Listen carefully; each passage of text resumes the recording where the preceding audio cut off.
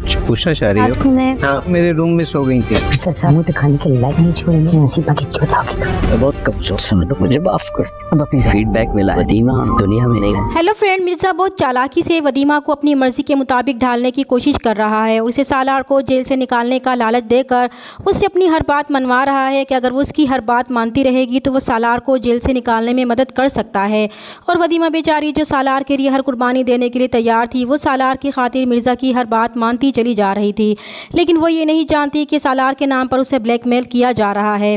तो इसी तरफ सालार जेल से रिहा होते ही वदीमा को ढूंढने की कोशिश करता है। वो वदीमा के बाप से भी वादा करता है कि वो अपनी आखिरी सांस तक वदीमा को ढूंढने की कोशिश करेगा। तो वदीमा का बाप भी उसका साथ देने का वादा करेगा और फिर सालार वदीमा के पोस्टर बनवाकर अपने दोस्त की मदद से पूरे शहर की दीवारों पर लगाएगा कि अगर किसी ने भी इसकी बीवी वदीमा को देखा हो तो पोस्टर पर लिखे नंबर पर इतला दे सकता है। और फिर वो बड़े बड़े बैनर्स बनवाकर चौक और चौराहों पर लेकर सुबह से शाम तक खड़ा रहता है। उसे उम्मीद है कि वदीमा उसे मिल जाएगी, लेकिन सालार की इन कोशिशों को देखकर शहर को अच्छा नहीं लगता कि इस तरह तो सालार वदीमा को बहुत जल्द ढूंढ लेगा, जबकि वो चाहती है कि सालार वदीमा को भूल जाए ताकि वो उससे शादी कर सके। इसलिए सालार जब शहर के बाप से अपनी सोर्स के ज़रिए वदीमा को ढूंढने की रिक्वेस्ट करता है कि जिस तरह उन्होंने इसे जेल से निकालने में मदद की है, उसी तरह अगर वो वदीमा को तलाश करने में उनकी मदद करें तो वो उनका ये एहसान सारी उम्र याद रखेगा। तो शहर का बाप जो अच्छी तरह जानता है कि शहर सालार को पसंद करती है और उससे ही शादी करना चाहती है, तो वो सालार को तसल्ली देंगे कि वो अपनी पूरी कोशिश करेंगे, लेकिन वो ऐसा कुछ भी नहीं करेंगे क्योंकि उन्हें सिर्फ अपनी बेटी की खुशी से मतलब था। वो ये भूल चुके थे कि वदीमा भी तो किसी की बेटी है और उसका बाप किस कदर तकलीफ में है। इसीलिए जब सालार कुछ दिनों के बाद शहर के बाप के पास वदीमा के बारे में मालूम करने जाएगा तो वो उसे ये झूठी कहानी सुनाएंगे कि उन्होंने अपने जिन जराए से वदीमा के बारे में पता कराया है वो बहुत असर रसूख वाले हैं। उन्होंने बताया है कि वदीमा अब इस दुनिया में नहीं रही। तो सालार भी ये सुनकर हैरान होता है कि ऐसा कैसे हो सकता है, क्योंकि इसका दिल कहता है कि वदीमा जिंदा है। इसलिए वो शहर के बाप से कहेगा कि वो उस बात को नहीं मानता, इसका दिल गवाही दे रहा है कि वदीमा को कुछ नहीं हुआ, इसलिए वो वदीमा को ढूंढ कर ही रहेगा। और फिर सालार और भी ज़्यादा शिद्दत से वदीमा को ढूंढना शुरू कर देगा। तभी उसे नजर आएगा कि कोई और शख्स भी है जो वदीमा के पोस्टर लगा रहा है और अपना चेहरा भी छुपाया हुआ है। तो वो बहुत हैरान होगा।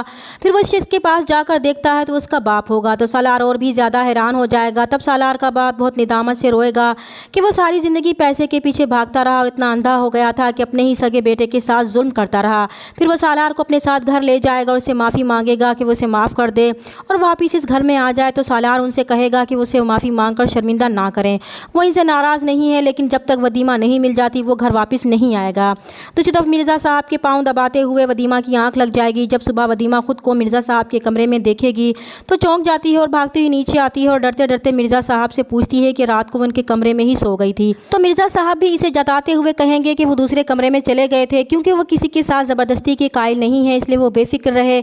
जो वो सोच रही है उन्होंने ऐसा कुछ भी नहीं किया, लेकिन वो ये बात याद रखे कि उसे उनकी मर्ज़ी के मुताबिक हर काम करना होगा।